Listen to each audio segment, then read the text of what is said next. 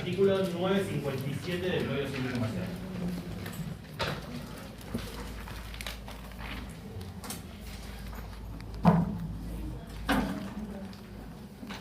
¿Está bien? Bueno. ¿Dónde nos ubicamos en este artículo 957 del Código? Nos ubicamos dentro del dentro del libro dedicado a los derechos personales del Código, el título segundo, que se titula Contratos en general. ¿Bien? Y que empieza, primer capítulo, con algunas cuestiones que tienen que ver con disposiciones generales. Ustedes hasta ahora, ¿qué materias qué materias cursaron o que podrían decir de derecho civil? A ver, la carrera. Derecho civil, obligaciones, Muy bien. teoría de derecho. Muy bien. Perfecto. O sea que vamos siguiendo medianamente el orden del código, ¿no? Perfecto. Y ahora llegamos a contratos. Vamos a leer este primer artículo y vamos a ver cómo se vincula esto sobre todo con lo que viene en parte general y también en hechos y actos. El artículo 957 lo primero que hace es... Bueno. Lo primero que hace es dar una definición de contrato. Que ahora vamos a leer primero y vamos a ir un poco desmenuzando después. Dice este artículo: contrato es el acto jurídico mediante el cual dos o más partes manifiestan su consentimiento para crear, regular, modificar, transferir o extinguir relaciones jurídicas patrimoniales. Bien, acto jurídico mediante el cual dos o más partes manifiestan su consentimiento para crear, regular, modificar, transferir o extinguir relaciones jurídicas patrimoniales. Perfecto. ¿Qué se les ocurre así como disparadores de esto, que es una definición? Si ustedes piensan en contratos, ¿qué contratos se le vienen a la cabeza? ¿Qué situaciones? ¿Qué diferencia piensan que pueda haber para que esto se vea parte de lo que es parte general? ¿Qué se imaginan? La definición está muy relacionada con actos jurídicos. Muy bien. La definición está muy relacionada, como vos decís, y es bastante parecida, y de hecho ahora vamos a ver las diferencias con lo que tiene que ver con acto jurídico. Bárbaro. Contrato entre privados, entre dos personas más. En general, porque puede ser de adhesión o... Muy bien. En general es un contrato, es un acuerdo entre dos. Y no mucho más. Bien. Porque dice dos o más personas. Físicas o jurídicas. Bien, es decir, que puedan haber contratos unilaterales, o actos jurídicos unilaterales. Y perdón, ¿qué decían ahí atrás? Personas físicas o jurídicas. Muy bien, personas que pueden ser personas físicas o humanas, como se denomina ahora el código, y jurídicas. Perfecto. Bueno, un poco emparentando con lo que tiene que ver con parte general, lo primero que tenemos que decir es que todo esto está muy vinculado, al menos en esta primera parte, con lo que tiene que ver con los actos jurídicos. ¿Por qué está muy vinculado? Por una sencilla razón. El contrato es un acto jurídico. Sería como el primer título, ¿está bien? El contrato es un acto jurídico. ¿Cómo se vincula el tema de los contratos con los actos jurídicos? Bueno, tiene una relación de género-especie. Es decir, los actos jurídicos son el género, dentro de los cuales, entre los muchos y distintos actos jurídicos posibles, encontramos a los contratos. ¿Está bien? Entonces, puede haber actos jurídicos que no sean contratos, pero todos los contratos son actos jurídicos. ¿Qué ejemplos se les ocurren de actos jurídicos? Ustedes, si tienen que pensar, si vamos más para atrás, vamos a parte general, vamos a la teoría de los hechos de actos jurídicos. Y les pregunto, bueno, denme ejemplos de actos jurídicos. Empezando ya. Contrato de contrato de seguro, contrato laboral. Bien. ¿Qué más? Un contrato de servicio. Bien. ¿Qué más? Actos jurídicos, ¿eh? ¿Algo más? Un instrumento público. Bueno, pero esa sería por ahí la manera de instrumentarlo, o sea, podría ser varios actos jurídicos, que se indican más con la manera de instrumentarlo. La firma de un pagaré también es un Acto jurídico, bien, la firma un pagaré. Una donación, no es un contrato, pero es un acto jurídico. Una donación, ¿cómo dijiste? Que no es un contrato, Sí. es un acto jurídico. Bien. separamos la respuesta. Lo de la donación, ok, es un contrato también, pero además es un acto jurídico, por esto que decíamos recién, que todos los contratos son actos jurídicos. Bueno, ¿algún otro ejemplo de acto jurídico? Hipoteca, por ejemplo. Una hipoteca. ¿Qué más? Préstamo. Un préstamo. Una herencia. Una herencia. Bueno, habría que ver cómo lo metemos en actos jurídicos. Si sería, por ejemplo, una cesión de herencia. O una partición de herencia. ¿Qué más? Ejemplos de actos jurídicos. Una sesión de boleto de compra. Cesión de boleto de compra-venta, muy bien. Fíjense que nombraron ustedes un montón de actos jurídicos. O sea, deben haber nombrado 20 actos jurídicos distintos. ¿Qué tienen en común todos los que ustedes nombraron? Y yo les pregunté actos jurídicos. ¿Qué tienen en común todos los que nombraron? Que son contratos. ¿Está bien? Fíjense, yo les pregunto ejemplos de actos jurídicos, no porque estén mal, están bien, En general, salvo alguna aclaración que hicimos ahí, están bien las respuestas. Pero fíjense hasta qué punto está asimilado este emparentamiento entre acto jurídico y contrato, que si yo les pregunto a ustedes, bueno, nómbrenme, a ustedes que ya cursaron parte general, ya vienen con un conocimiento, ya cursaron también teoría de los hechos y actos jurídicos, que me nombren actos jurídicos, todos los que no, y probablemente a mí me pasa lo mismo, tenemos que nombrar así al azar, lo que nos sale es nombrar ejemplos de contratos. ¿Por qué? Y porque el contrato es, por excelencia, el acto jurídico al que estamos más acostumbrados. Porque vamos a comprar al kiosco, vamos a comprar al chino, nos subimos al tren, nos subimos al colectivo, nos tomamos un Uber, lo que sea, todo lo que hacemos durante el día, sin darnos cuenta, no todo, pero un montón de cosas que hacemos durante el día, sin darnos cuenta, son pequeños contratos, ¿no?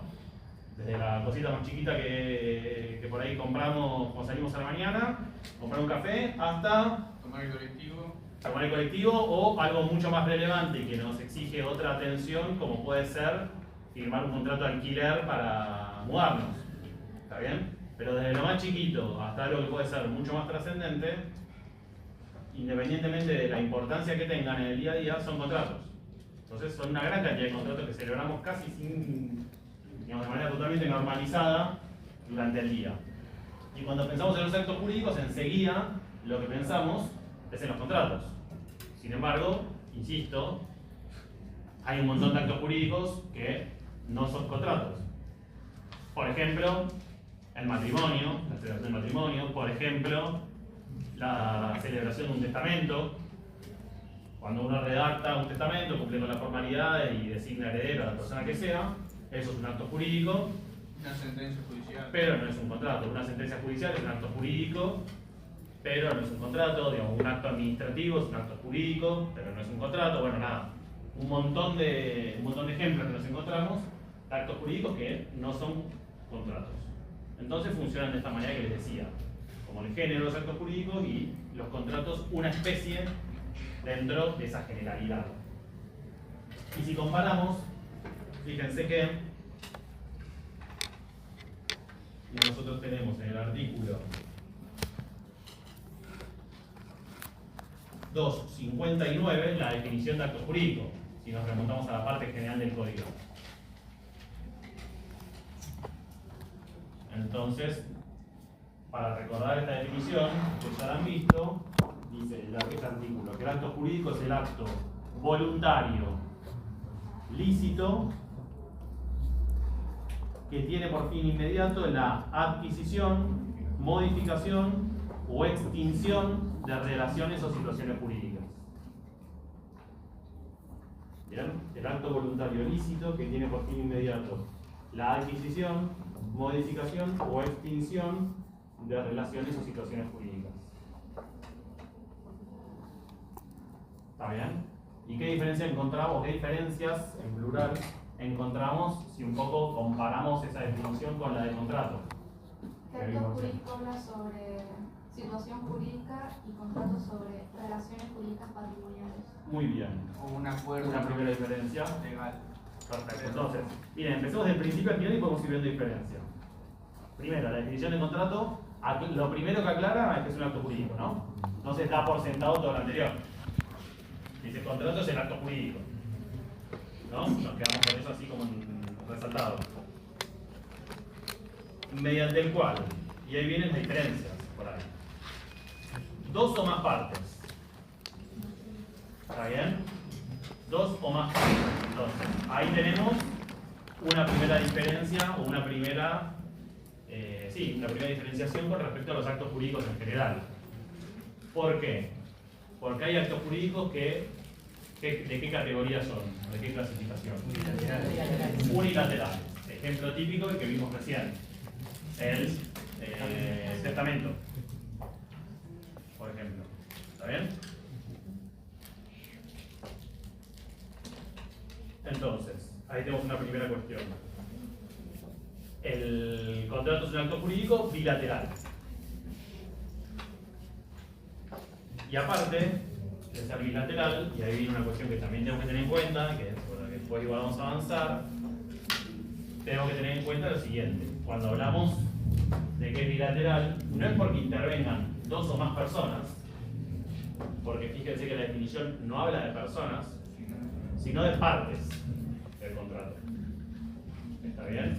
Entonces, no nos interesa a nosotros que participen 2, 3, 4, 5 o 10 personas, sean personas humanas o sean personas jurídicas, sino que haya dos o más partes. ¿Qué son las partes del contrato o cómo las vamos a identificar? Como los centros de interés del contrato.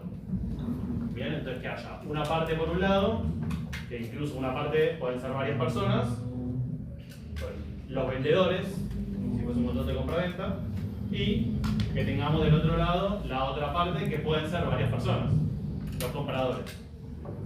¿Está? Pero me interesa hacer hincapié en esto.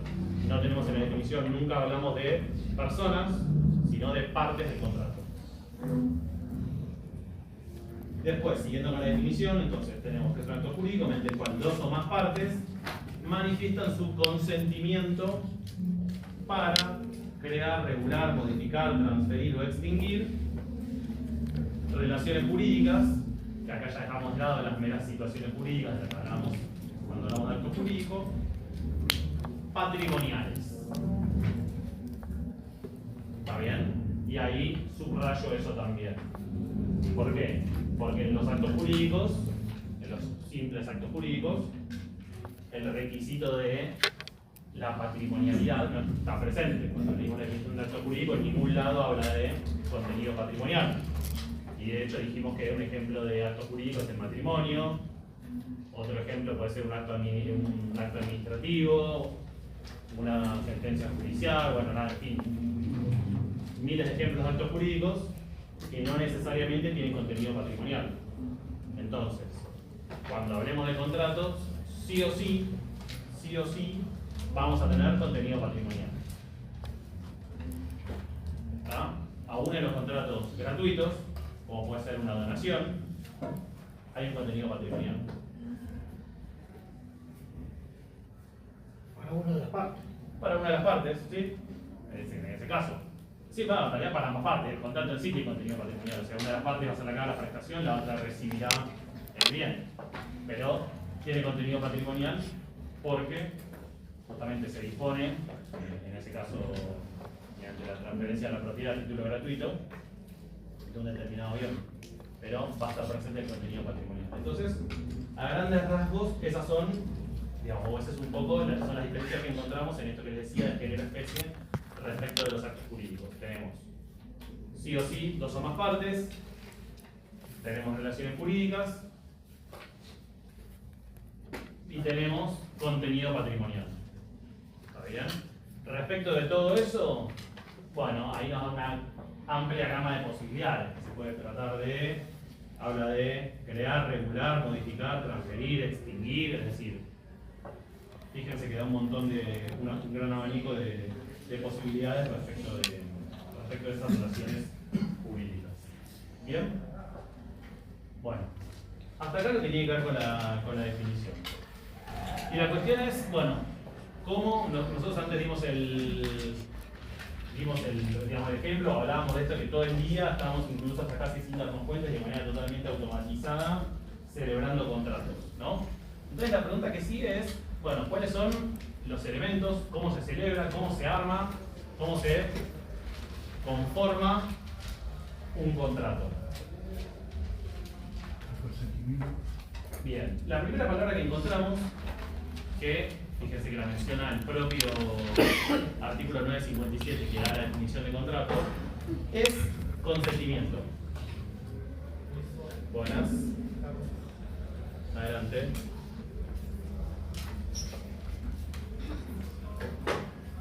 Es el consentimiento, ¿no? Que habla del 957. Pero esa es la parte esencial. ¿Cómo? Es la parte esencial. Bien, el consentimiento es, en efecto, uno de los elementos esenciales del contrato.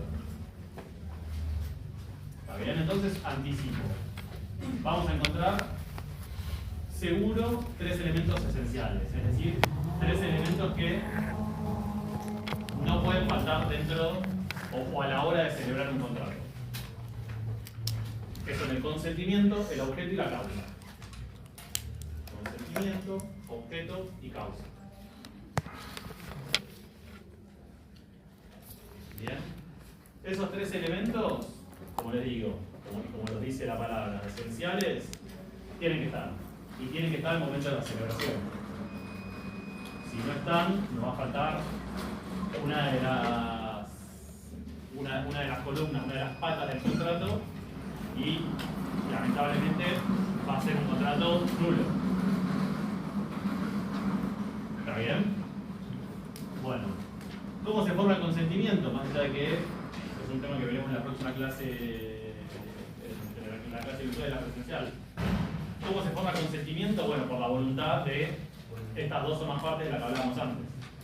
Entonces, si hablábamos de que el acto jurídico es un acto voluntario lícito, Es un acuerdo voluntario entre las partes.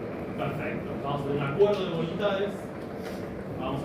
de voluntades, en el que dos o más partes, libremente, sin ningún tipo de vicio en su voluntad, es decir, violencia, dolo, error, sin ningún vicio en cada una de esas voluntades, forman un consentimiento. ¿Qué es el consentimiento? Un acuerdo. Las dos voluntades están de acuerdo en algo. Coinciden, son coincidentes. ¿Está bien? Entonces, siempre que se dé ese consentimiento, vamos a tener este elemento necesario e indispensable para la celebración del contrato. Como le dije, cada una de esas voluntades, de manera separada, particular, de manera independiente, tiene que reunir los requisitos del acto voluntario para que sea válido. Fundamentalmente, no ser una voluntad que esté viciada por algún factor o por algún agente externo, sea por haber sido engañado, Por ser incapaz la persona, ¿no? tal cual, por ser incapaz la persona, no sé, un menor de 10 años, o de ese tipo de contrato, o haber sido víctima de dolo o de amenaza en caso de las violencias, etc. Es decir, que sea una voluntad libre. Y siempre que tengamos esas dos voluntades, vamos a formar el consentimiento. Ahora, un poco con todo lo que se va hablando de, digamos, esto que llevamos viendo estos primeros minutos de la clase. ¿Cuál va a ser uno de los elementos, uno de los principios, una de las nociones básicas de esta materia, ¿no? Si pensamos en esto de el contrato se forma por el acuerdo de las voluntades.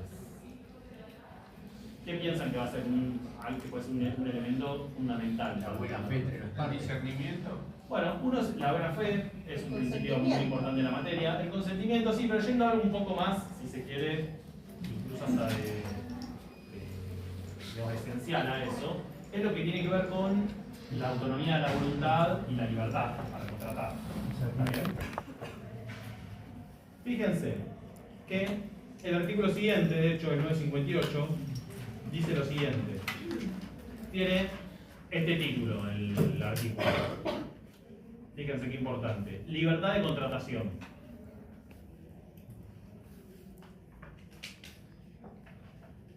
Y dice, las partes son libres. Ahí está, perdón. Paréntesis. Este es uno de los artículos, por eso abrí el teléfono, que está modificado por el decreto 70-2023. La modificación es mínima, no cambia, pero se lo digo para que lo tengan en cuenta.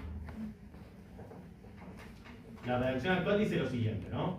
Las partes son libres para celebrar el contrato y determinar su contenido dentro de los límites impuestos por la ley o el orden público. Bien.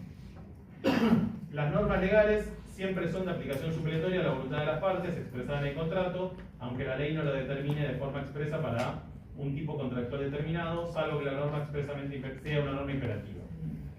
Nos quedamos primero con la primera parte. Las partes son libres para celebrar el contrato y determinar su contenido dentro de los límites impuestos por la ley o el orden público. ¿Bien? Ese es el artículo actual. Lo que se sacó de lo que es la redacción que encuentra, por ejemplo, en esta versión, es que hablaba de la moneda y la moneda. ¿Está bien? Bueno. Entonces, que igual la moneda de buenas costumbres está en el título preliminar del código, o sea que no entiendo otra cosa. Pero, o sea que sabe que se fueron, pero no tanto. Cuestión. Nos quedamos con esta primera parte. Las partes son libres para celebrar un contrato y dentro de ese contrato darle contenido. Entonces, palabra, que de hecho están de moda, libertad. ¿Bien? ¿Por qué me quedo con esto? Porque uno de los principios fundamentales sobre los que se asienta toda la materia y la manera de entender la materia es la autonomía de la voluntad. ¿Está bien? ¿Qué es la autonomía de la voluntad? Que todas las partes, que cualquiera de nosotros, todos nosotros, mejor dicho, tenemos la plena libertad y la plena autonomía para decidir libremente, sin ningún tipo de injerencia, la celebración de un contrato. ¿Está bien? Eso es el primer aspecto de la autonomía de la voluntad.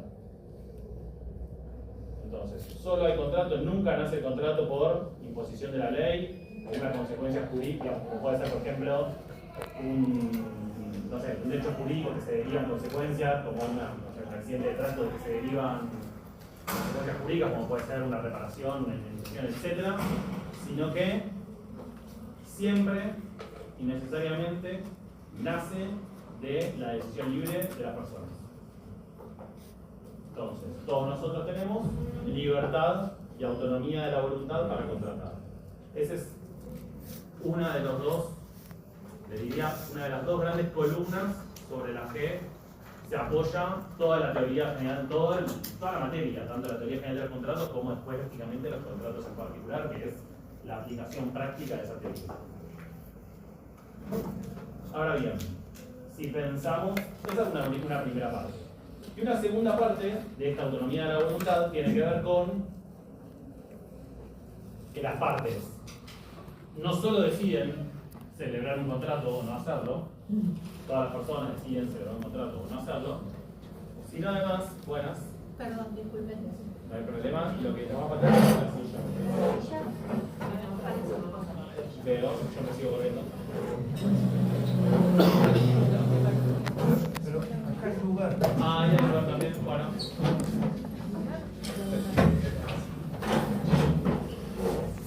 ¿Me permitís, si querés, lo levantamos y lo ponemos acá? Dale. Como quieras. Muy bien.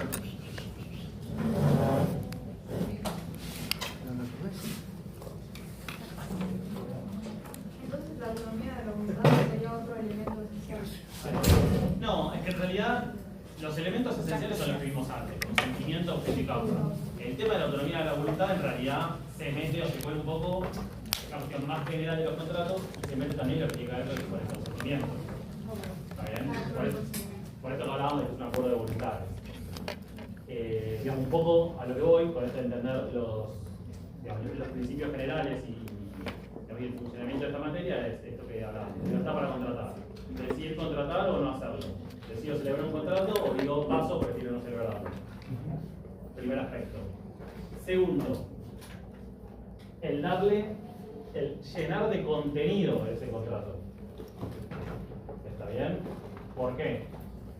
Porque las partes, y por ende las personas, digamos, que conformen las partes de un contrato, no solo van a decidir la celebración del contrato, como decíamos, si lo celebro o la verdad no me interesa o no me cierra o lo que sea, paso, sino que le va a dar contenido al contrato. Son los que van a hacer las cláusulas del contrato, van a fijar el precio, van a prever las consecuencias para el incumplimiento de cada uno de ellos en caso de que eso ocurra, etc. Es decir, son los que van a poner todas las cláusulas del contrato y los que van a decidir en términos generales el contenido de ese contrato. Entonces, la libertad para contratar abarca tanto la primera fase, que sería el hecho de, bueno, la libertad para contratar o decir no me interesa, y por otra parte, dentro de la celebración, el contenido del contrato. Todo eso forma parte de la autonomía de la voluntad y la libertad de todos nosotros a la hora de celebrar un contrato. ¿Está bien? ¿Hay algo que le haga ruido de todo esto? Los de adhesión, por ejemplo. Los de adhesión, simplemente lo que se contrate no te dice la libertad de elegir el contenido. Perfecto. Esperaba que alguien me comentara algo de esto, porque digo, bueno, yo les planteo todo esto que es como Disney, y alguien me puede decir, che, mirá, yo no soy colectivo, no negocio el precio y le digo me parece mucho, me parece poco, o no me dejes ahí cuadra de casa, doblar y déjame en la esquina. Sí, que no hay ningún tipo de empresa como pasa por ahí con las lupas. Perfecto, ¿no? Entonces, ejemplos infinitos que tenemos hoy en día de contratación masiva, en los cuales, ¿cómo? Telecentro, que lo odio. Lo Sí, no, nadie diría lo distinto del Telecentro. Bueno, pero uno al estar ese servicio la contratamos. Perfecto. que te aumentan el precio. Bueno, pero uno elige si paga. Bien, bien, Pero no existe el contenido de la varias cuestiones distintas y todas válidas. ¿Qué quiero ejemplificar con todo esto que vamos diciendo? Bueno, pensemos que todo lo que es, obviamente, sin irnos al Código Civil, que ya hace 10 años que está derogado y demás, pensemos que todo lo que tiene que ver un poco con no solo el pensamiento, sino también la estructura legal de los contratos, obviamente viene ya de un par de siglos atrás. En su momento, ¿de qué manera se pensaba y se consideraba y se interpretaba toda esta cuestión de la libertad contractual? ¿Desde qué punto de vista? Desde una concepción, más allá de la cuestión por ahí liberal de la Constitución y demás, desde una concepción en la cual la mayoría de los contratos eran contratos paritarios. ¿Está bien? ¿Qué quiere decir contratos paritarios como categoría? Contratos celebrados en igualdad de condiciones. ¿Está bien? Es decir, como que cualquiera de nosotros acá, alguno diga, che, tengo para vender el auto, la moto, lo que sea. Yo digo, me interesa, y nos pongamos a negociar, no, bueno, me parece mucho, me parece poco, le cambié la cubierta, etc. ¿Está? Contrato en igualdad de condiciones. Eso fue la idea con la que fue pensada la teoría de los contratos. ¿Qué fue pasando a lo largo de las décadas, de los años, incluso de los siglos? Que eso fue cambiando bastante, ¿no? Y fueron apareciendo nuevas categorías y fue necesario también crear distintas regulaciones para una realidad muy diferente a la que se tenía en cuenta en el siglo XIX cuando se sancionó el Código Civil.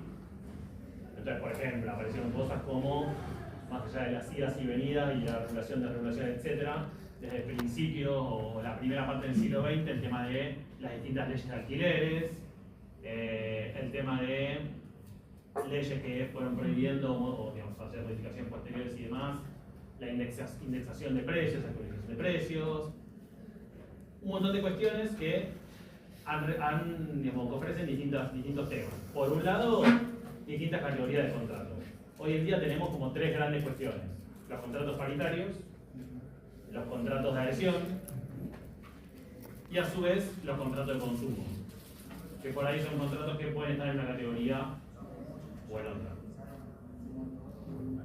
¿Está bien? Y tenemos a su vez leyes especiales que conviven con la regulación del código en materia contractual, como es el caso de la Ley de Defensa del Consumidor. Que va siempre por detrás. Entonces, la teoría general de los contratos fue pensada, insisto, en ese contexto y se ha ido adaptando a estas distintas realidades. Entonces, obviamente que en el código vamos a encontrar, y seguiremos estudiando a lo largo de las clases, que es bastante distinta la previsión y también las consecuencias y también la injerencia que tiene el código en cuestiones de orden público, es decir, que las partes no pueden dejar de lado. Vieron que antes nombramos el tema de orden público.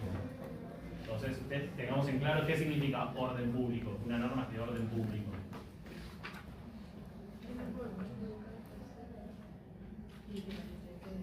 No, un interés para la población en general. Bien, cuando una ley es de orden público, cuando los legisladores, es decir, el Congreso, o eventualmente el decreto de necesidad de urgencia, es más allá de la cuestión procedimental similar a una ley y efectos de ley, establece que una ley, un artículo de una ley es de orden público, esto en general, no solo para esta materia, significa que los particulares, es decir, que las partes, no pueden dejarlo de lado. ¿Está bien? Entonces, antes hablábamos de la libertad para contratar. ¿Cuál es uno de los límites de la libertad para contratar? El orden público. Las partes no pueden, por más que estén de acuerdo, dejar, oponer o establecer cláusulas del contrato que contradigan una norma de orden público. Una ley de orden público. O reemplazar. ¿Cómo? O reemplazar. O reemplazarlo, modificarlo, es decir, sí. Típico caso de esto, por más que no esté vigente, pero para que se entienda, por ejemplo, con la carta de la ley de alquileres decía establecer un plazo mínimo de locación. Decía la locación fueron 3 en un momento, 2 en otro, no importa, pero pongamos, nos quedamos a los 2 años. Decía los alquileres de habitaciones no pueden ser menor, el plazo nunca puede ser menor a 2 años. Entonces, si las partes libremente, con esta libertad contractual de la que hablábamos recién, se ponían de acuerdo en celebrar el contrato por 1 año, esto digo independientemente de lo que pasaba en la práctica, porque a veces, si esto tenía consecuencias legales, estaban todos de acuerdo, no pasa de las propias partes, ¿no? Pero legalmente, la consecuencia de eso es que el contrato se tenía como celebrado por 2 años. ¿Está bien? ¿Por qué? Bueno, porque una norma de orden público. Por ende, aunque las partes dijeran estamos no de acuerdo, re de acuerdo en esto, no lo podían dejar de lado. ¿Está bien? Eso es que una ley o una norma sea de orden público. Bueno, volviendo para atrás con esto, la injerencia y la posibilidad, de alguna manera, la injerencia del Estado, la intromisión del Estado, va a ser mayor en la medida que sea también mayor el desequilibrio entre las partes. Cuando aparece esto, bueno, en los contratos de adhesión y en los contratos de consumo. ¿Cuál es la característica común de estos contratos? Y que la parte que adhiere o el consumidor que celebra el contrato tiene un margen muy pequeño de negociación con respecto a la parte fuerte del contrato. ¿Está bien? En todos los ejemplos que ustedes fueron diciendo recién y quedan todos correctos. A la hora de celebrar, por ejemplo, contratar una línea de teléfono celular o un seguro para el auto o, bueno, nada, cientos de ejemplos de ese tipo. ¿Qué margen de negociación tenemos como consumidores? Mínimo. Si tenemos un margen, duden, porque puede estar pasando algo, claro. Pero digo, margen de negociar, no sé, alguna promoción, alguna cuestión que tenga apariencia de beneficio, en realidad poco margen. Bien, muy distinto al contrato paritario del que hablábamos antes, que con mayor o menor beneficio, eso después se verá según cómo resulte el contrato. Bueno, nos podemos sentar a negociar el precio, las condiciones, incluso hasta para comprar un terreno o para comprar una casa. Uno por ahí, digamos, más allá de la cuestión de la inmobiliaria, que es otro tema, uno con el vendedor, o al revés, con el comprador y el vendedor, se sienta a negociar distintas cuestiones, está la posibilidad de negociar el precio, las condiciones, Forma de pago. la forma de pago. Bueno, pero en estos contratos de adhesión de consumo no pasa. Eso, entonces, con todas estas advertencias y estas particularidades, lo que me interesa que entiendan es que este tema de la libertad para contratar y la autonomía de la voluntad, insisto, con todos estos así llamadas y particularidades, es una de las columnas fuertes sobre las que se apoya toda la materia. ¿Está? Así todo, aún en el contrato de adhesión, de consumo y demás, más allá de que esté limitada la posibilidad de negociar, va a estar presente la libertad para contratar. ¿Está? Entonces, aspecto fundamental de la materia. ¿Cuál es la otra cara de la moneda de esto? Por un lado tenemos plena libertad para contratar. Y si es un contrato paritario, para decidir libremente todo el contenido del contrato. ¿Cuál es la otra cara de la moneda de esto? ¿Cuál es la consecuencia? Si decidimos celebrar un contrato en ejercicio de esta autonomía, de esta libertad, incluso constitucional, que nos ampara. Las obligaciones que surgen del contrato. Perfecto. Esa es la contracara. Entonces, son las dos caras de la misma moneda. Tenemos plena y total libertad para contratar. Nunca jamás va a existir un contrato impuesto por la ley. La consecuencia de esto es el efecto vinculante.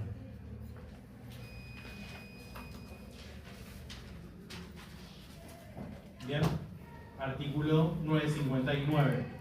Todo contrato válidamente celebrado es obligatorio para las partes. Bien, todo contrato válidamente celebrado es obligatorio para las partes.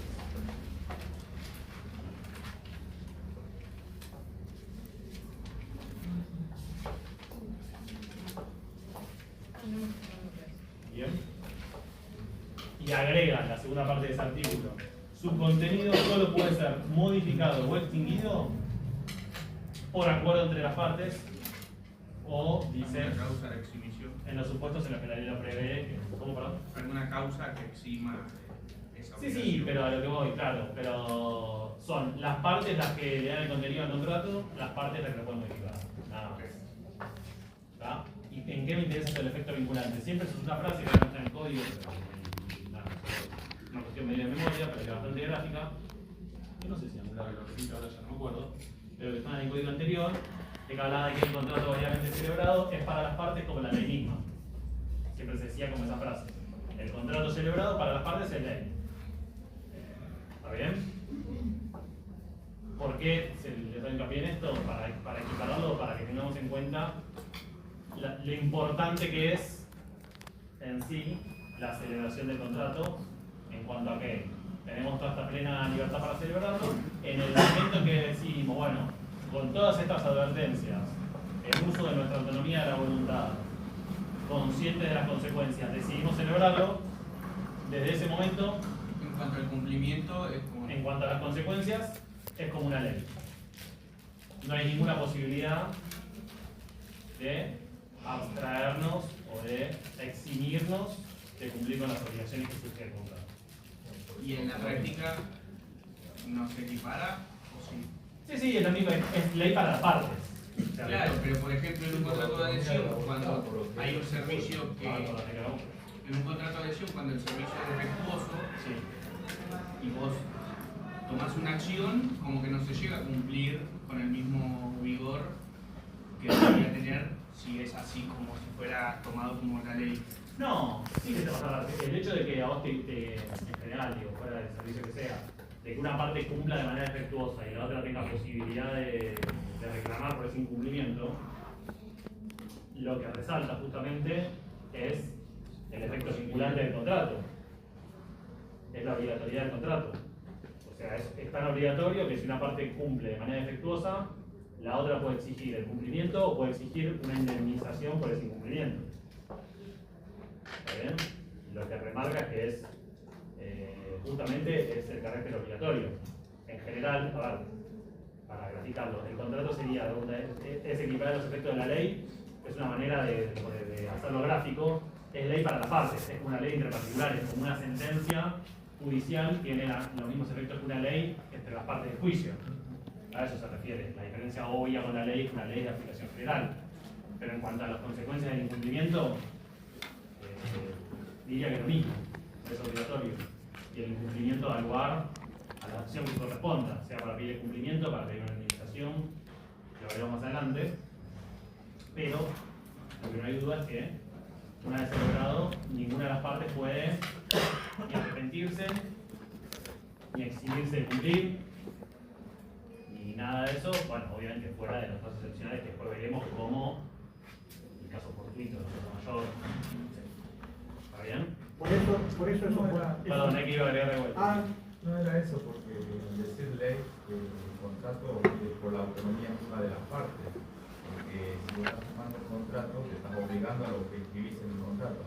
Bien. Y en eso cualquiera de las partes, el que cumple o el que incumple, tiene la posibilidad de reclamar el incumplimiento. Perfecto, sí. No, lo que usaba este ejemplo de que es para las partes como la ley misma para entender las consecuencias. Simplemente por eso, porque sabemos que una ley es obligatoria para graficarlo en lo que digamos, las consecuencias para las partes del contrato. ¿Está bien? Perdón, ¿ibas a decir algo vos? no, que es un contrato formal, directamente.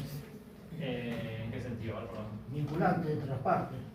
Sí, la cuestión Es legal. Está bien, la cuestión formal ahora después veremos, pues tiene que ver también con cómo se instrumenta el contrato y demás, así que la palabra la dejamos un poco para otra cosa, pero sí, esto que decimos, que ya celebrado para las partes es obligatorio. Entonces, hablando con esto, las dos columnas sobre las que apoyamos toda la materia. Libertad para contratar, libertad para dar contenido al contrato. Una vez que decidimos avanzar con ello y celebrar el contrato, nos damos la mano, nos mandamos el ok, la reacción de WhatsApp, de lo que sea, y hay consentimiento, el pulgar para arriba. La consecuencia y el efecto jurídico de eso es la obligatoriedad. No hay manera, no hay retorno. Es obligatorio para las partes. Bien. Después, siguiendo con todas estas disposiciones generales, vamos a contar varias cosas que vamos a mencionar un poco al pasar. Tenemos el artículo 960, también modificado por el decreto 7023, que dice: los jueces no tienen facultades para modificar las estipulaciones de los contratos, excepto que sea a pedido de una de las partes cuando lo autoriza la ley. Entonces, los jueces no tienen facultades para intrometerse en el contenido de los contratos. Los jueces, agrego yo, igual el Estado. ¿Está bien? Es decir, el Estado no tiene facultad para modificar los términos de un contrato. 960. Y antes de esta modificación, ¿se podía? No. El único cambio es que antes decía que los jueces podían hacerlo no solo a pedido de parte, en caso de la ley lo autoriza, sino de oficio, cuando se afectaba notoriamente el orden público. ¿Está bien? Después encontramos, siempre en estas disposiciones generales, un principio también muy importante de esta materia, que es el de buena fe. Perdón que te interrumpa, ¿vas a tomar antes y después del decreto? Ok. No, a ver, quedamos con la redacción actual. Marco, ¿cuál es la diferencia? Igual en ningún caso hay una diferencia, por lo menos esto que es la parte que vemos. Sí, por ahí después cambian contratos en particular. Por ejemplo, ley de alquileres que quedó derogada. En esto en concreto, los cambios son mínimos. Obviamente, igual nos quedamos con lo que es la redacción actual porque está vigente. ¿Está bien? Yo hice la aclaración al principio, les decía, con el tema del manual de la materia, que es obviamente la bibliografía que agrego, ya que para que llegaron después, díganle a sus compañeros. Más allá que después lo vamos a subir al campus, les di las fechas parciales, etc. Y hablamos de la bibliografía. Y les dije que tenemos ahí un manual publicado por nosotros en EduPaz, en la editorial de la universidad, que se puede bajar simplemente en la página de la facultad, o lean, y aparece también. No hay problema con eso, el código, y si quieren algún otro manual, hay libertad en ese sentido. La única advertencia que les hacía es que hay algunos artículos que fueron modificados hace poco y en el manual no están, como estos que vimos. Una pregunta. Sí. Gracias. Entonces, con el decreto 7023, por más que el contenido del contrato vaya en contra del orden público, el juez no puede intervenir de oficio. Y, a ver, si nos agarramos estrictamente de lo que dice este artículo, pareciera que no, pero es medio discutible. Porque también tenemos por otro lado el título preliminar, ¿no? El título preliminar en el que obviamente que sigue vigente y que tiene un artículo de orden público que dice: las convenciones particulares no pueden dejar sin efecto leyes en cuya observancia esté interesado el orden público. Entonces, pareciera que bueno, no, hasta ahora tampoco lo vi plasmado en una cuestión específica de que se dé esta situación. Pero bueno, habría que ver en cada caso en concreto, obviamente. Pero si fuese, me animo a aventurar que si fuese una cuestión muy que en principio sería que no, pero si fuese una cuestión en que manifiestamente está comprometido el orden público, habría algún margen en el título preliminar. Quedaría lugar a intervención del juicio. Pero bueno, insisto, aparte de lo que pasa también con la jurisprudencia es que la modificación fue muy reciente. O sea que de hecho, aparte, sería una modificación aplicable para los contratos celebrados a partir de fines de diciembre de 2023. O sea que, según la línea de tiempo, un contrato celebrado con posterioridad, que haya llegado a juicio, sentencia, que tengamos una sentencia para ver, en términos de jurisprudencia. ¿Está bien? ¿Cómo? Claro, digo, hace poco tiempo en términos de jurisprudencia, que parezca ya que pasaron casi 2 años. Pero bueno. Les decía entonces, el artículo 961, que regula o que contiene esto que del principio de buena fe, que los contratos deben celebrarse, interpretarse y ejecutarse de buena fe. Y agrega este artículo, obligan no solo lo que está formalmente expresado, sino a todas las consecuencias que puedan considerarse comprendidas en ellos, con los alcances en que razonablemente se habría obligado un contratante cuidadoso y previso. Bien. Bueno. Y después, un poco de todo esto que íbamos hablando, aparece los artículos 962, 963 y 964, todo lo que tiene que ver con la prelación normativa. La prelación normativa, el orden en el que vamos a aplicar las distintas leyes y las convenciones de los contratos cuando haya algún tipo de, digamos, de contradicción o de interpretación dispar entre ellos. Un poco de lo que estuvimos hablando, nada distinto. Fíjense que el artículo 962 dice que las normas legales relativas a los contratos son supletorias de la voluntad de las partes. Es decir, lo primero que va a regir a la hora de cumplir o interpretar un contrato es la voluntad de las partes, a menos que de su expresión, de su contenido, de su contexto resulte de carácter indisponible, es decir, estas normas de orden público de las que estuvimos hablando.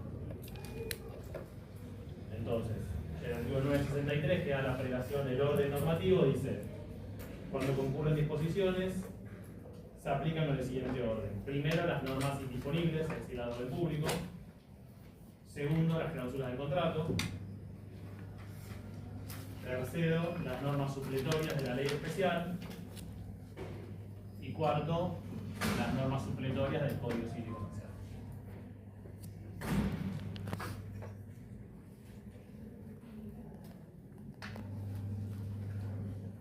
Bien. Y el último artículo de estas disposiciones generales, antes de que avancemos con la clasificación de los contratos, lo que se encarga de decir es algo que tiene recontra dicho la jurisprudencia de la Corte Suprema desde principios del siglo XX, que es que los derechos que resultantes de un contrato, los derechos emergentes de un contrato, integran el derecho de propiedad de las partes, el derecho de propiedad de las personas.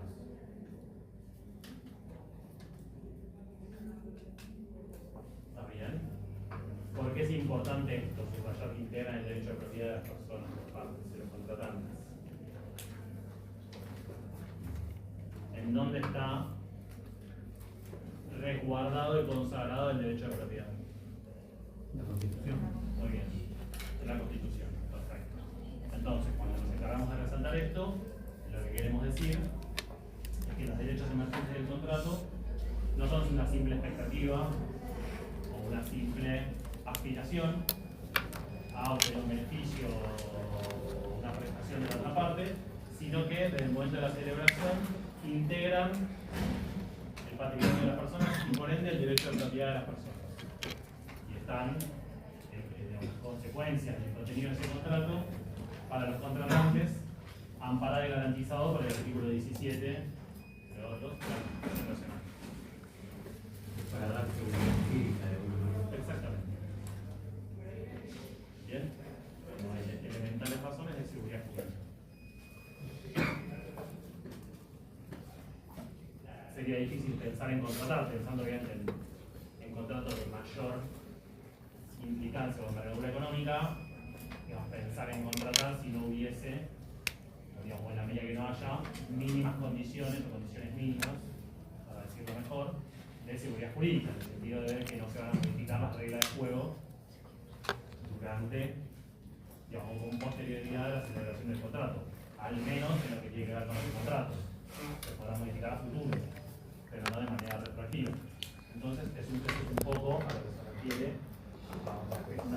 esta cuestión de que el derecho de propiedad ampara el contenido del contrato. Bien, bueno, ¿dudas o preguntas respecto de esto? ¿Comentarios o consultas? ¿Se va entendiendo un poco? Bueno, siguiendo el orden, digamos, lógico y metodológico que tenemos tanto en la hoja de ruta como en el código. ¿Qué es lo siguiente que encontramos en el código? La clasificación de los contratos. Era el otro tema que tenía para hacer.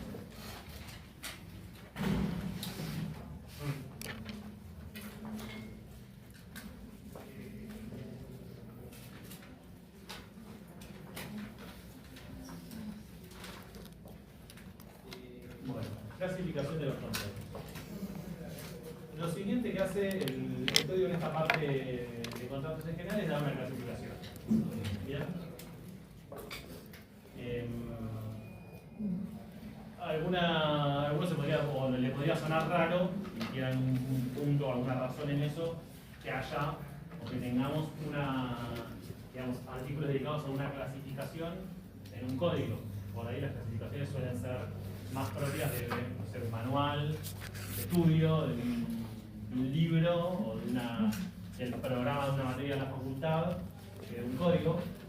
Pero lo cierto es que con el tema de contratos ya también el código anterior lo tenía y, digamos, y esta clasificación, si bien está, es bastante acotada y reducida o limitada a lo estrictamente necesario como para entender las distintas categorías que podemos encontrar dentro de la regulación de los contratos. Vamos a mencionarlo y ahora vamos a ir diciendo alguna cosita de cada una de ellas. Tenemos los contratos unilaterales y bilaterales, los contratos onerosos y gratuitos, los contratos conmutativos y aleatorios, los contratos formales o informales, y los nominados e innominados. ¿Está bien? Me quedé pensando algo, una cosa que les iba a agregar. Respecto antes que mencionamos el tema de los elementos, los elementos esenciales de los contratos, de consentimiento, objeto, causa, también nos vamos a encontrar otros elementos que pueden estar o no, que son lo que se denomina como accidentales, por lo general, que no están en el código y que se refieren a aquellos que las partes puedan libremente incorporar un contrato. Por ejemplo, cuando ustedes vieron... ¿Cómo? Una cláusula penal. Una cláusula penal, una condición, un plazo. ¿Se acuerdan en actos jurídicos cuando había, por ejemplo, condición, cargo? Bueno, eso puede ser eventualmente un elemento accidental del contrato, es decir, que puede estar únicamente si las partes así lo deciden. Pero no es un elemento esencial como lo que veíamos antes. Y también los elementos, los que conocemos naturales del contrato, como por ejemplo algunas consecuencias de los contratos a título oneroso, tales como la obligación por vicios ocultos o demás que veremos más adelante. Pero bueno, simplemente me acordé de eso para mencionárselo porque lo van a ver en mano. Pero lo importante es lo que mencionamos antes, los elementos esenciales. Dicho esa recapitulación, volvemos al tema de la clasificación y lo primero que nos encontramos es los contratos unilaterales y bilaterales. Bien. Dice este artículo, el 966. Los contratos son unilaterales cuando una de las partes se obliga hacia la otra sin que ésta quede obligada. Son bilaterales cuando las partes se obligan recíprocamente la una hacia la otra. ¿Está bien?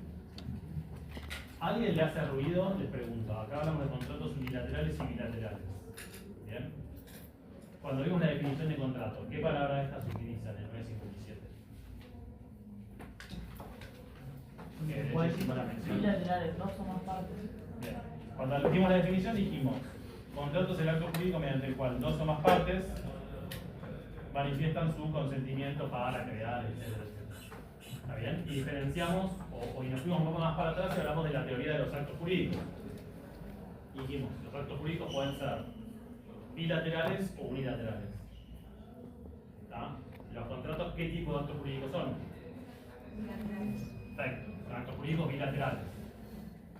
Ejemplo de actos jurídicos bilaterales, sin un contrato. Es decir, un matrimonio, que no es un contrato, pero es un acto jurídico bilateral.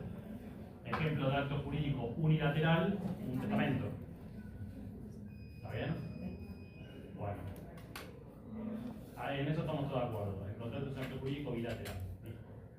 Dicho eso, puede pasar que el contrato, aún siendo un acto jurídico bilateral, ya, eso lo damos por hecho, sea un contrato unilateral.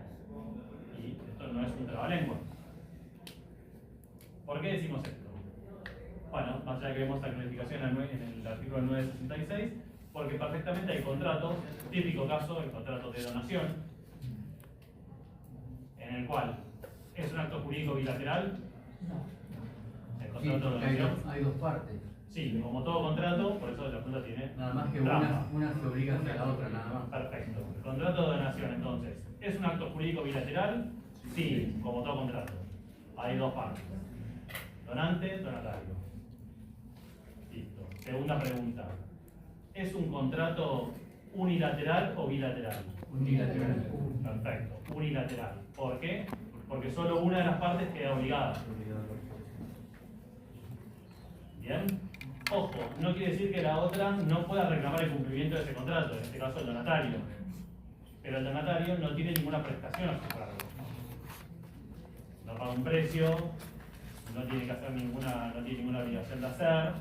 No hay prestaciones recíprocas. Perfecto, no hay prestaciones recíprocas, no tiene ninguna prestación a su cargo. A lo sumo, con todo lo que va a tener que hacer, es que no haya razones de indignidad, no sé, de intentar matar al donante. ¿No? Vamos a mirar. No le pedimos tanto, simplemente. Eso. ¿Qué pasa cuando le ponen una cláusula de dono? ¿Una cláusula? No, por ejemplo, de cedo específico, siempre y cuando tenga funcionamiento esta cosa. Si no funciona esta cosa, lo tenemos que devolver. Bien. No, ahí en realidad sigue siendo un contrato unilateral. Lo que hay es un cargo. Una cláusula accesoria. Pero bueno, no deja de ser, o no se convierte eso en la prestación principal que se cargo de otra parte como para equipararla y que sea un contrato bilateral. Y de hecho la consecuencia eventualmente será la revocación de la donación. ¿Está bien? Estaba el ejemplo como más difundido de eso, que ya igual no sé qué parte de cierto, qué parte de mito, es el de la residencia presidencial de Olivos, ¿no? Ya ni me acuerdo, son como varias cadenas de sucesiones, herencias, qué sé yo, pero que se había donado como con esa condición. Bien, entonces, contratos unilaterales, bilaterales, insisto, a la pregunta que hacemos recién, la donación, es un acto jurídico bilateral y es un contrato unilateral.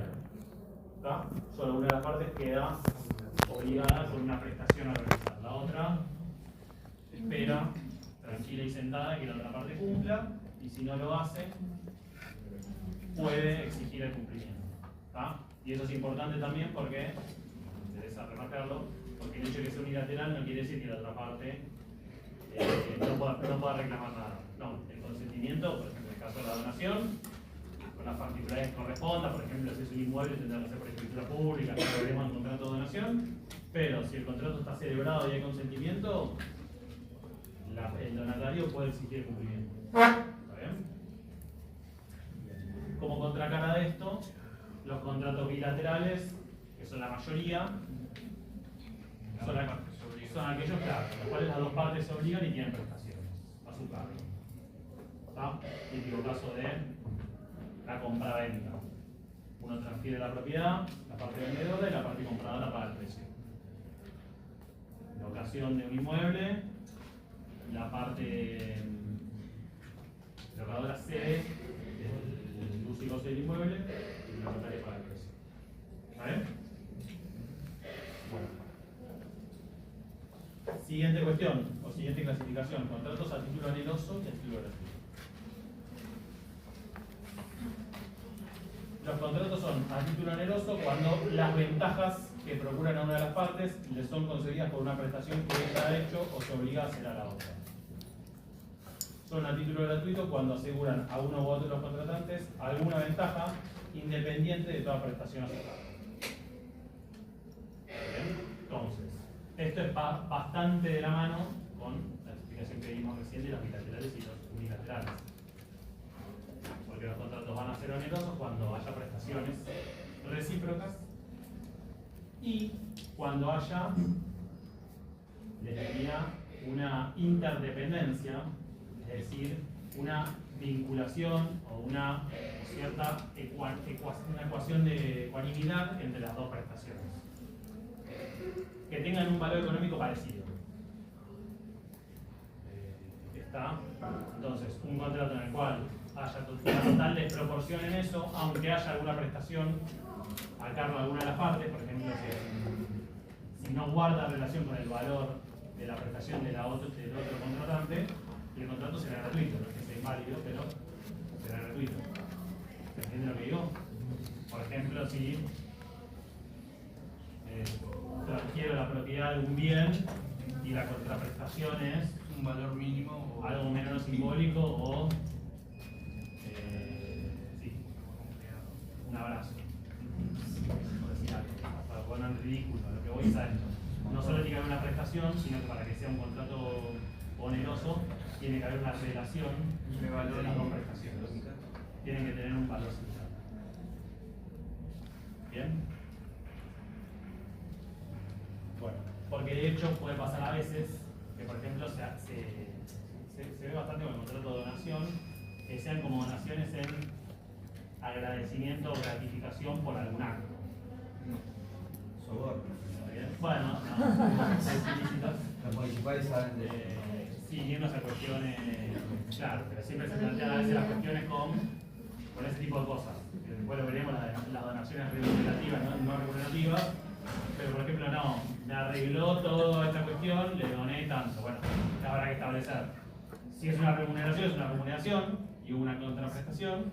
Si en cambio es algo que no guarda relación con lo que se hizo, será un contrato gratuito. O cuidó a un familiar durante X cantidad de años, no sé, ese tipo de cosas. A eso me refiero. Bueno, siguiente clasificación. Contratos conmutativos y aleatorios. Dice el artículo 968. Los contratos a título oneroso son conmutativos cuando las ventajas para todos los contratantes son ciertas. Son aleatorios cuando las ventajas o las pérdidas, para uno de ellos o para todos, dependen de un acontecimiento incierto. Bien, entonces, conmutativos y aleatorios. Si vemos la primera cuestión, ¿de qué base partimos para esta clasificación? ¿De qué tipo de contratos hablamos? Si volvemos a leer el artículo, miren, hagan eso. Bien, hablamos para esta clasificación de contratos a título oneroso. Fíjense que dice, los contratos a título oneroso son conmutativos cuando las ventajas son ciertas y son aleatorios cuando dependen de un acontecimiento incierto. ¿Está bien? Entonces, básicamente, los contratos conmutativos, al momento de la celebración, las partes tienen medianamente una certeza de cuáles van a ser las ventajas económicas de ese contrato. ¿Ah? Le presto 100.000 pesos, me lo vas a devolver con tales y tal tasa de interés. Es decir, perdón, ¿son conmutativos y aleatorios? No, son dentro de los contratos onerosos pueden ser conmutativos o aleatorios. Así sería la manera de verlo. ¿tá? Entonces lo que digo es, los contratos conmutativos, al momento de la celebración, esto es importante, al momento de celebrarlo, las partes pueden prever el resultado económico de ese contrato, por más que después no se dé, por más que no se dé en esa proporción, me refiero, pero prestamos o el banco nos presta plata, nos presta 100.000 pesos y se lo vas a devolver según la tasa que publica el Banco Central. ¿Está bien? ¿Ese qué tipo de contrato es? ¿Conmutativo o aleatorio?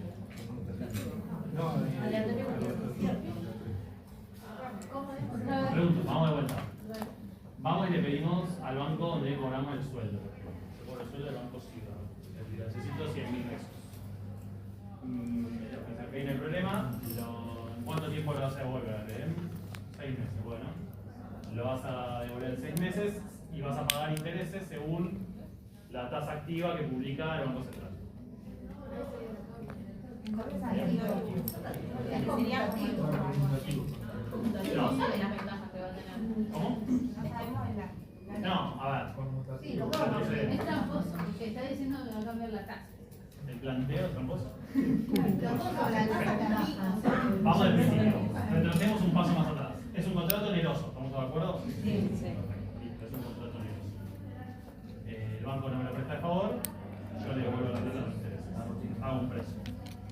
Listo, eso estamos todos de acuerdo. Es un contrato oneroso. Dentro de los contratos onerosos, yo les pregunté, ¿es conmutativo o aleatorio? Entonces les digo, bueno, los contratos conmutativos, las partes al momento de celebrarlo tienen una previsión de cuál va a ser el resultado económico o las ventajas que resulten de ese contrato. El contrato aleatorio es incierto.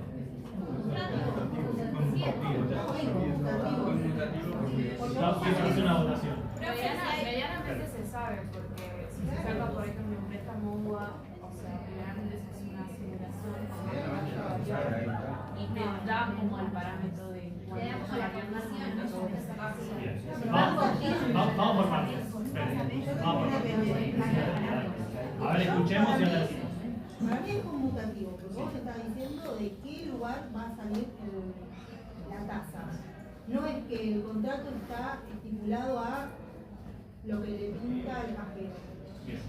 O a ver qué empleado me va a decir cuánto es lo que voy a pagar. Y aunque la tasa sea variable. Claro, que la tasa sea variable según el momento económico del país, es otra cosa. Pero vos ya te está diciendo qué tasa vas a emplear. Y hay una ventaja económica que se está estableciendo. Bueno, del grupo de lo del contrato aleatorio, ¿alguien tiene mejores argumentos para contradecir esto? Vamos, sale. Para mí, si hay una tasa fija, sí es conmutativo. Si depende del lugar, no, porque hay varios parámetros. Entonces, para mí, en ese caso sería aleatorio. Ok, perfecto. Y te pregunto, ¿la tasa fija tiene que ser un interés simple fijado de antemano? Por ejemplo, bueno, te lo voy a devolver al En 15%, 24 cuotas, al 15% anual. 60% de interés. Ok, y si fuese una tasa como esta que interesa una tasa bancaria, la tasa que publique el Banco Central, Si depende solo de eso, sí. puede ser. Pero si es como el UVA, no, porque hay varios parámetros. De hecho, vas a preguntar y te dicen, está lo de la inflación. No, eso es cierto, pero ojo, yo lo tomo. Vamos a hacer una cosa, hago el spoiler, es un contrato conmutativo. Bien. Pero el UBA siempre va a Pero, comer terminado el spoiler, vamos a la respuesta para esto. En este caso, tanto la tasa, por ejemplo, el hecho de una tasa bancaria del UBA, tendrían, si se quiere, el componente de incertidumbre similar, porque el UBA lo fija, no sé si el Banco Central o lo publica, y con la tasa bancaria pasa lo mismo. O sea, la tasa en general, la Pero tasa. hay varios parámetros con el No, entiendo que hay varios parámetros, pero. Porque te dicen que depende de la inflación y su No, lo comprendo. y te aumenta un montón. No, lo entiendo, pero de hecho la tasa bancaria que uno paga por un préstamo. Siempre va a ser positivo. Sí, pero o la tasa bancaria que se utiliza, por ejemplo, que es la misma para las indemnizaciones de los daños y perjuicios, de los juicios, o de créditos laborales, lo que sea, son tasas bancarias que también tienen un componente de política inflacionaria, de política económica, porque lo fija el Banco Central y dice, bueno, en un momento determinado sube la tasa, baja la tasa, etc. Pero tampoco tenemos certeza de cuánto va a valer o cuál va a ser el porcentaje, al igual que con el UBA, de cuánto va a ser la tasa el mes que viene o mucho menos el año que viene. Lo que sucede es que para mí, a los fines prácticos de esto lo que está diciendo, el UBA, por ejemplo, siempre tiene los mismos componentes. Entonces acá lo que nosotros tenemos que establecer Yo apunto a eso. El contrato aleatorio, para entenderlo, se refiere, perdón, sí. Entiendo por el tema de es la certeza que dice, porque el conmutativo te da una certeza, nosotros llamamos de que te voy a cobrar en 6 cuotas, depende de la tasa de interés que dice el banco, y el aleatorio no te da la certeza, o sea, te presto, toma 100.000, me lo devolvés acá 6 meses y yo te digo cuánto me devolvés. Bien, perfecto. Es decir, en los contratos conmutativos, esto de que las partes conocen al momento de la celebración las ventajas que van a resultar de esa contratación, que todas las partes lo conocen, ¿cómo ponerlo en palabras? Sería como decir algo así como a grosso modo. Es decir, yo te voy a prestar 100.000 pesos, vos me vas a devolver los 100.000 pesos con los intereses que fija el Banco Central. Tenemos las pautas mínimas para que todos tengamos claro qué va a resultar de ese contrato para todos. ¿Está? Después, obviamente, esto es lo sabemos, y está esta parte que puedo decir que va a variar, obviamente, uno lo mismo con un plazo, a la inversa, con un plazo fijo UVA, y bueno, con todas estas cuestiones que usamos de ejemplo, va a haber un componente que conocemos, que es que cuánto va a terminar valiendo la tasa de interés, o el UVA que cambia el capital, cuándo va a terminar valiendo ese capital. Pero insisto, tenemos las condiciones mínimas indispensables para conocer qué parámetros vamos a tomar para saber las ventajas o desventajas que van a resultar de ese contrato. El contrato aleatorio es mucho más incierto. El típico ejemplo de contrato aleatorio es el contrato de juego y apuesta. O sea, para que veamos el nivel de incertidumbre. ¿Cómo? La lotería. La lotería. Vas a comprar un boleto y no sabes. ¿El contrato de seguro puede ser aleatorio? No, Un contrato en un campo, si cae granizo, que sí, te pago el seguro. Eso solamente... No, está bien, pero en realidad... claro. Sí, es más un contrato conmutativo. El contrato, digamos, hablando del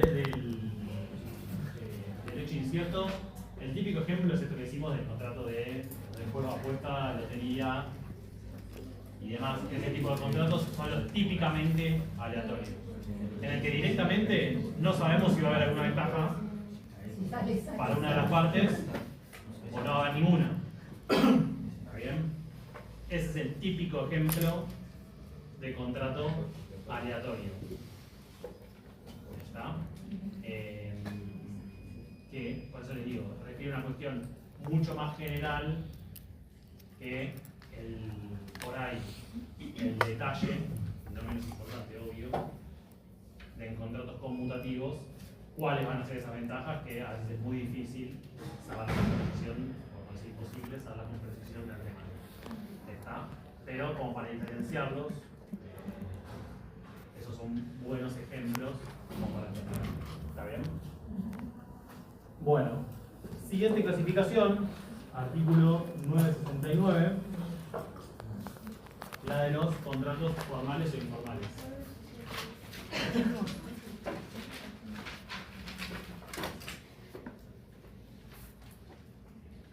Este artículo dice lo siguiente: los contratos para los cuales la ley exige una forma para su validez son nulos si la solemnidad no ha sido satisfecha. ¿Está bien? Los contratos para los cuales la ley exige una forma para su validez, si no se cumple, son nulos. Cuando la forma requerida para los contratos, no es solo para que estos produzcan sus efectos propios, sin sanción de nulidad, no quedan concluidos como tales mientras no se haya otorgado el instrumento previsto, pero valen como contratos en los cuales las partes se obligaron a cumplir con la expresada formalidad. Cuando la ley de las partes no impone una forma determinada, esta solo constituye un medio de prueba de la celebración del contrato. ¿Está bien? ¿Bien entendieron de todo esto? Que son formales cuando la ley exige ciertas solemnidades para que se celebre el contrato. Perfecto. Tengamos en cuenta esto, más allá que después veremos la forma como uno de los... una de las ¿Puede ser cuestiones. ejemplo esto de cesión de derechos hereditarios, por ejemplo? A ver, decime por favor. Porque la cesión de los derechos hereditarios tiene que ser sí o sí por escritura pública. Bien, perfecto. Un ejemplo de esto, ahora lo vamos a usar como ejemplo. O lo mismo la donación, por ejemplo. Bueno, tema forma de los contratos. Más allá que después lo veremos más adelante, tengamos en cuenta lo siguiente. Primero, la forma de los contratos, que antes también habían dicho por acá. La forma tiene que ver con, no con los elementos esenciales de los contratos, es decir, no con el consentimiento, sino con la instrumentación, es decir, la manera de plasmar ese consentimiento, ese acuerdo de voluntades. Por regla, más allá de que después tengamos cientos de excepciones, por regla entendemos que los contratos son informales. ¿Está bien? Es decir, que no necesitamos instrumentar los contratos de una manera específica o determinada para que sean válidos o para que produzcan efectos. Entonces, ¿de qué manera celebramos un contrato? ¿De qué manera, digo, instrumentamos la celebración de un contrato, para ser más preciso? Muchas veces, sí, o muchas veces sin ninguna formalidad. Nos damos la mano, te doy la plata, te transfiero por Mercado Pago, te... Haces cierto trabajo mecánico, lo que fuera, arreglar el auto, te pago. ¿Cuánto es? Te transfiero, te pago, etc. ¿Está bien? Entonces, en general, la mayoría de los contratos son informales. No se instrumentan, no se plasman en un instrumento de ninguna manera determinada. Y después tenemos que esto no afecta ni su validez ni los efectos que producen, absolutamente nada. ¿Cuándo va a ser importante el tema de la forma de los contratos? Bueno, en aquellos casos en los cuales la ley impone que sean celebrados de una manera determinada, que sean instrumentados de una manera determinada. Bien. Por ejemplo. Pero la instrumentación Por está, escrito. ¿Qué? por ejemplo, como principales estaría la adquisición o la transmisión de derechos reales. Bueno, a ver, ¿de qué manera se les ocurre que se puede instrumentar un contrato dentro de la forma? Pensemos, que ustedes conocen más. Por Un escrito. contrato era un escribano que Bueno, ir a un escribano y que haga una escritura. ¿Ven? Esa sería como la más solemne de la manera de instrumentar un contrato. ¿Estamos todos de acuerdo? Bien. ¿Otra manera de instrumentar un contrato? No sé, cuando vas al registro del automotor y Certificación de firma, por ejemplo, contrato de locación de alquiler en el que se certifican las firmas, un 08 en el que, ¿no? Un formulario en el que se con la certifican misma las firmas. tinta, con el mismo... Bien, perfecto. ¿Otra manera de instrumentar un contrato? Simplemente por escrito. Un ticket. Sí, pero ojo con el sellado del banco, porque el sellado del banco le da fecha cierta, pero bueno, a diferencia de la certificación de firma, no certifica la autoría de la firma, ¿no? Pero a lo que voy con esto, no es necesario, después tenemos un montón de contratos que, bueno, algunos como dijimos antes, que no se instrumentan de ninguna manera, y otros que simplemente por instrumento privado, ¿no? Un contrato de locación, ¿siempre se certifican firmas? No, firman las partes. Firman las partes, no van a ninguna escribanía y queda el contrato instrumentado de esa manera, ¿es válido? Obvio. ¿Tá? Lo que cambia eventualmente después, hay una gran interrelación de lo que tiene que ver con la forma y las pruebas de los contratos. Porque obviamente, si después vamos a un juicio y tenemos que acreditar ante un juez, ante una jueza, la celebración de un contrato de locación, ¿qué ventaja vamos a tener si las firmas están certificadas? Le da fecha cierta. No solo fecha cierta, que sí, fecha cierta, certifica la autoría de la firma por parte de los contratantes. Es decir, ninguno de los contratantes va a poder decir, al menos que haga un juicio de atribución de falsedad, yo no firmé, o yo no celebré ese contrato, como he dicho. ¿Está? Entonces, es una ventaja que tiene que ver con la prueba a la hora de hablar de un juicio. Ahora, lo que tiene que ver con la validez del contrato, ambos son igualmente válidos. ¿Hay contratos con huella digital? ¿Hay? ¿Contratos con huella digital? En los que se requiera la huella digital, no. A veces se usa como una manera de esto mismo. Además de la firma, se usa, se pone como la impresión dactilar para darle también incluso más ¿de acuerdo? Se puede pensar cuando la persona es analfabeta. También, sí, claro. Se utiliza en reemplazo de la firma digital. Le explico porque yo pago seguro de vida, ¿no? Hace años. Sí. Y fui al banco el otro día a renovar de vuelta y hicieron No, huella.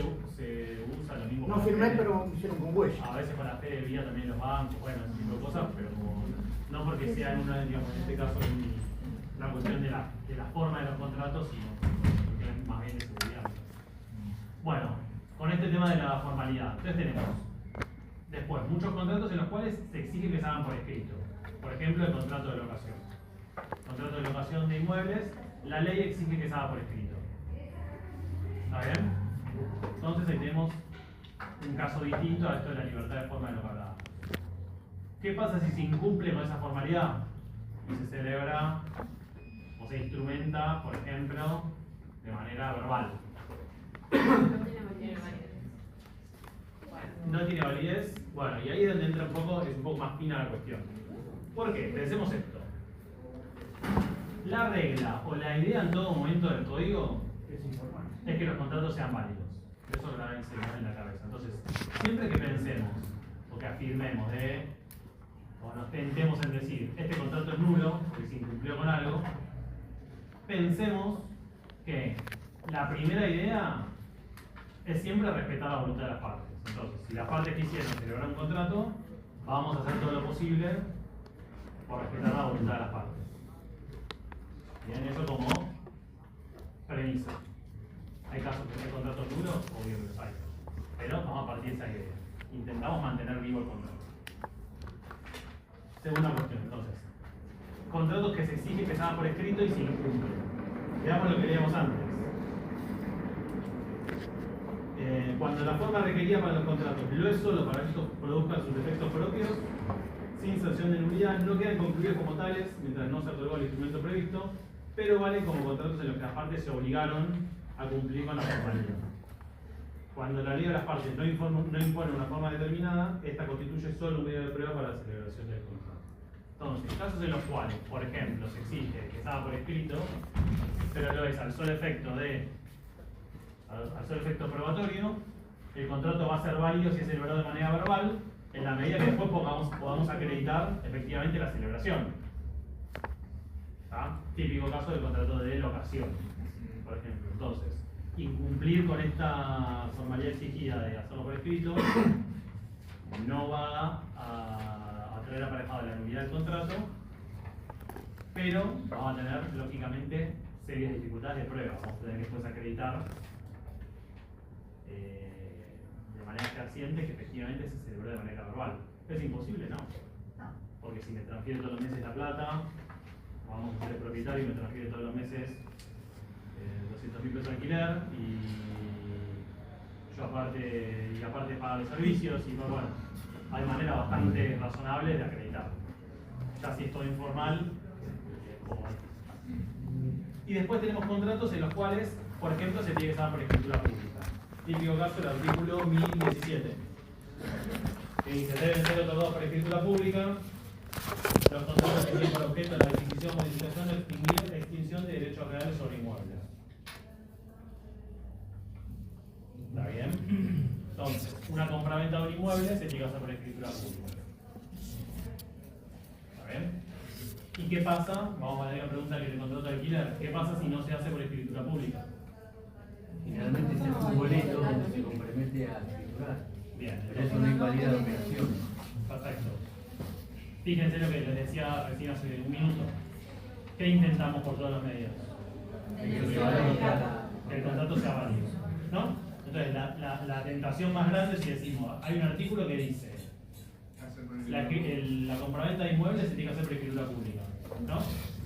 Entonces yo les digo, se incumplió con esto. ¿Cuál sería la respuesta más fácil? Es nulo. Bueno, no. Intentamos que el contrato siga vivo. Entonces, si las partes se pusieron de acuerdo, firmaron un boleto de compraventa, no hay ninguna duda respecto a esa validez, bueno, le vamos a dar un marco legal para que adecuen la parte que no hicieron, que es la escritura pública. Entonces, de ahí los juicios de escrituración y toda esa cuestión, y lo que tiene que ver es que, o, digamos, la explicación de eso es que el contrato es válido,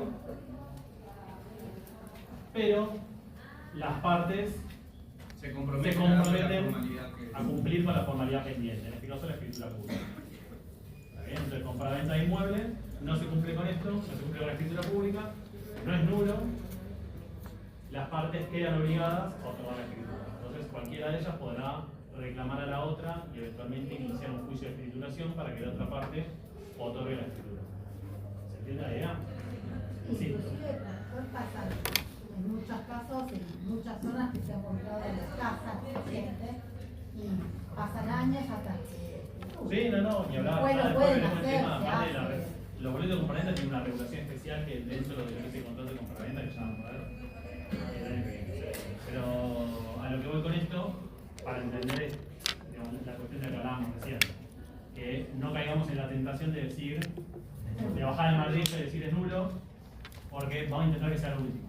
Entonces vamos a esto, bueno, no cumplieron con la escritura pública, ok, cumplan con eso. Cualquiera de las partes puede pedir primero extrajudicialmente y extrajudicialmente la escrituración. Lo mismo pasa con las transferencias. Por 08 la compra y venta y después tenés que transferirlo, si no lo haces te hacen una denuncia de venta. Intentar, por eso, lo mismo, intentamos por todos los medios que se cumpla con lo pendiente, pero no aniquilar los efectos de ese control. ¿Cuáles son los casos en los que sí va a aparecer la nulidad? En los que ya vamos a ver cuando veamos forma de los contratos, que son los contratos solemnes absolutos. ¿Cuáles son estos? Aquellos contratos en los cuales la ley exige una forma determinada bajo pena de nulidad. Pero ¿cuál es la característica? Pues esto no tiene trampa. Lo van a encontrar en el código. Después cuando estudiemos los contratos en particular, van a ver que en determinados contratos, por ejemplo, lo voy a buscar, donación de inmuebles.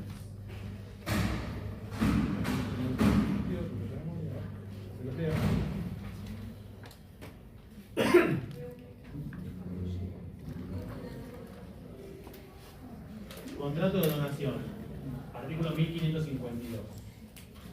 Deben ser hechas en escritura pública, atención a esto, bajo pena de nulidad, las donaciones de cosas inmuebles, de cosas muebles registrables y las de prestaciones periódicas o vitales. ¿Está bien?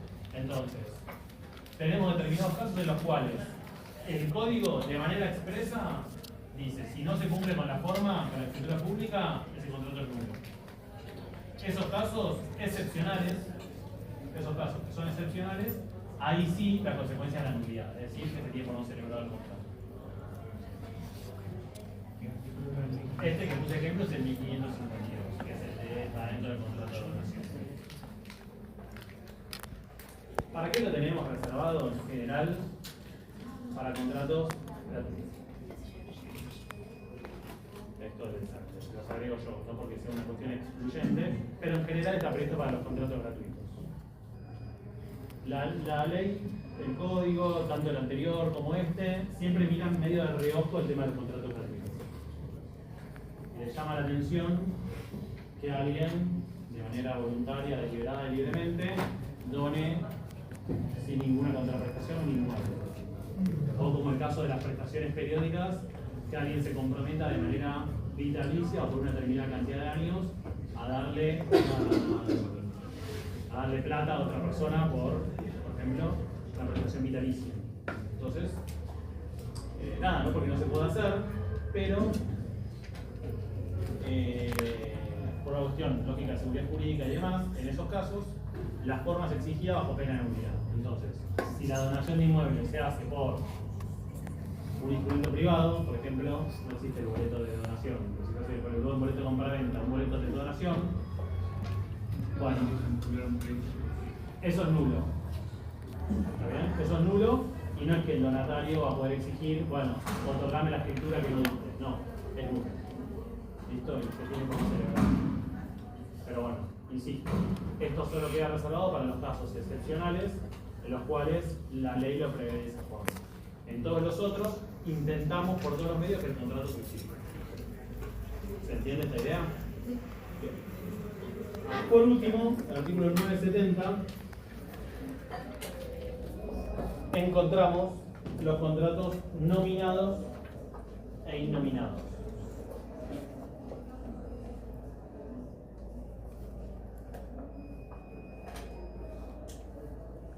dice este artículo 970. Los contratos son nominados e innominados según que la ley los regule especialmente o no. ¿Está bien? En resumen, ¿qué significa esto de nominados e innominados? Bueno, después tenemos, ustedes ya estuvimos viendo que tenemos en el código, estuvimos viendo hoy, lo que es parte general, que va a abarcar este cuatrimestre, con distintas regulaciones, etc. Y después tenemos todo lo que es el libro, digamos, el capítulo, perdón, dedicado a los contratos en particular. Bien, empezamos con la regulación del contrato de compraventa, contrato de leasing, contrato de locación, etc. Todos esos contratos que están regulados en el código, ¿qué tipo de contratos van a ser? Nominados. Contratos nominados. ¿Por qué? Porque están estructurados y tipificados en la ley. Por más que después las partes los cambien, los modifiquen, les den su contenido, etcétera, porque en eso autonomía de la voluntad, como vimos. Siempre que nos afecte el orden público, autonomía de la voluntad. Pero son contratos tipificados, por más que suenen muy de derecho penal, pero previstos en la ley. Como contracara tenemos los contratos, o puede existir contratos innominados, que son aquellos contratos que las partes, en ejercicio de autonomía de la voluntad, pueden crear libremente y que muchas veces así empezaron algunos contratos que después, como el de leasing, por ejemplo, contratos que después se regularon legalmente. Bien, contratos que empiezan por los usos, las prácticas comerciales y que después con el paso del tiempo la ley se encarga de regularlos. Mientras que eso no ocurra, serán contratos innominados. Y a veces toman por ahí una parte de un contrato, una parte de otro, como pasa con el leasing, por ejemplo, una parte del contrato de locación, una parte del contrato de compraventa, y así según sea el caso. Pero hasta que la ley no lo regule, serán innominados. Bien, esto a diferencia de otras materias, por ejemplo, de derechos reales. Bueno, por hacer una diferenciación, en materia en derechos reales, ya lo verán. Derechos reales, ¿qué es eso? Va a ser uno con la correlatividad. Por eso, ya, pero a veces como fue cambiando, digo, no está haciendo igual. En derechos reales, ya saben, sin meternos con algo que no nos corresponde, les anticipo que van a tener una enumeración cerrada de derechos reales posibles. ¿Está bien? Dominio, condominio, propiedad horizontal, superficie, hipoteca, bueno, van a tener una enumeración y son esos y solo esos. Si a alguno de ustedes se les ocurre, estoy con ganas de pensar un derecho real que sea mitad condominio, mitad, no se puede. El único que puede crear derecho real es el Congreso. ¿Está bien? Es una ley. En cambio, en materia de derechos personales y específicamente de contratos, en materia patrimonial disponible, perfectamente pueden las partes tomar una parte de un contrato, una parte de otro, y de esa manera darle forma, y de ahí la explicación de contratos que puedan ser como atípicos o innominados. ¿Se entendió? Bárbaro. Bueno, dudas, consultas con todo esto que vimos hoy. Ya nos queda para lo que sigue empezar con los elementos esenciales de los contratos, consentimiento específicamente, que es lo primero, después se irán objeto y causa. Como les dije, para los que llegaron más tarde, tengan en cuenta que si bien vamos a subir la hoja de ruta con las fechas y demás, ya les adelanté las fechas de los parciales, así que por ahí se consulten. Los parciales, como son parciales escritos, son 3 preguntas, 4 preguntas, depende, y después le dije que el recuperatorio de integradores depende también de cuántos seamos. No son muchos.